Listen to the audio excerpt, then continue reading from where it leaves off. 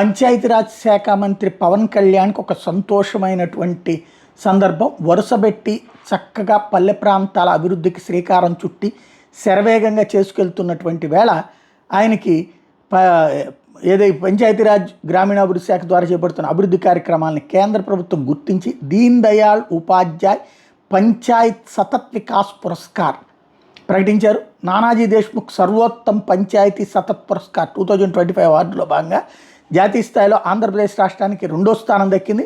ఈ సందర్భంగా వివిధ విభాగాల్లో అవార్డులు సాధించారు. శృంగవరం, బొక్కసంపాలెం, చెముళ్లపల్లి, గుండమాల గ్రామ పంచాయతీలు కూడా అవార్డులు సాధించిన ఆ సర్పంచులని పవన్ కళ్యాణ్ అభినందించారు.